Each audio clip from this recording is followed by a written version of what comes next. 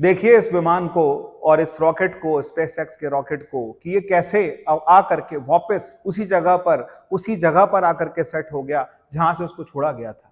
ऐसा कैसे पॉसिबल हो सकता है? आंखों पे विश्वास नहीं होता, लेकिन साइंस है, टेक्नोलॉजी है, विश्वास तो होगा ही। लेकिन इसके साथ साथ एक और बात समझिए कि जब हम बात करते हैं कि पुराने समय में भगवान श्री राम का जो बिना फल का बाण था, वो बाण दोबारा उनके तरकश में दोबारा स्थापित हो जाता था, इस बात से लोग नकार देते हैं। ऐसे कैसे हो सकता है? तो उस बात से नकार सकते हैं। अब आप इस चीज को देखिए, उस समय भी साइंस थी, उस समय टेक्नोलॉजी थी, जितने हमारे ऋषि थे, मुनि थे, वो एक एक तरह के वैज्ञानिक थे। वो एक तरह के वैज्ञानिक इसलिए थे क्योंकि उन्होंने, विश्वामित्र ने कई तरह के बाणों का अनुसंधान किया हुआ था। अनुसंधान का मतलब क्या होता है? रिसर्च। वशिष्ठ जी थे और उनके साथ साथ जो गुरु वाल्मीकि थे, उनके पास कई तरह के बाण थे। हमें परमाणु बम पे, एटम बम पे विश्वास है, हमें उसका उसका काम नजर आता है। क्या हमें ब्रह्मास्त्र समझ नहीं आता? क्यों? ब्रह्मास्त्र भी तो वही था जो कि वही काम करता था जो आज की डेट में एटम बम काम करता है। नारायण अस्त्र भी वही काम करता था जो आज की डेट में हाइड्रोजन बम का नाम सुनकर के सबकी सिट्टी पिट्टी गोल होती है,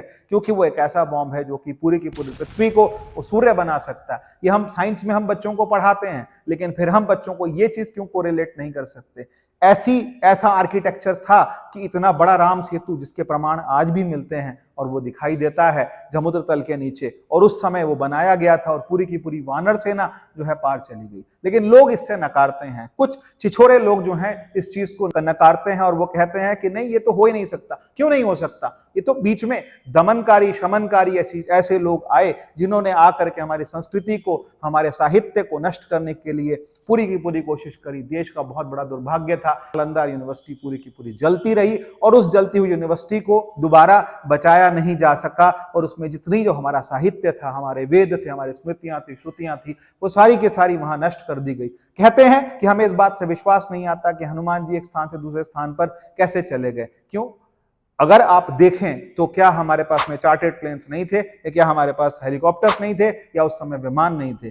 आज जब सुनीता विलियम्स को बचाने के लिए एक स्पेसक्राफ्ट है वो जा करके उसको बचा करके वापस ला जाता है, बिल्कुल ऐसी स्थिति जिसमें कोई सोच भी नहीं सकता कि ऐसे व्यक्ति को बचा के लाया जा सकता। लेकिन जब हनुमान जी एक स्थान से दूसरे स्थान पर जा करके उस पर्वत का टुकड़ा उठा के ला सकते हैं, उसकी बात पर लोगों को विश्वास नहीं होता। वो वहां पर उस पर पॉलिटिक्स खेलते हैं, हमारे धर्म पर और हमारी जो संस्कृति है उस पर उंगली उठाते हैं। तुम्हारी उतनी समझ नहीं है, तुम उसको समझ नहीं पा रहे हो, इसलिए फिर मोबाइल के सामने या फिर कैमरा के सामने मुंह मत खोलो। कम से कम इस बात को नहीं समझ सकते तो चुप हो जाओ।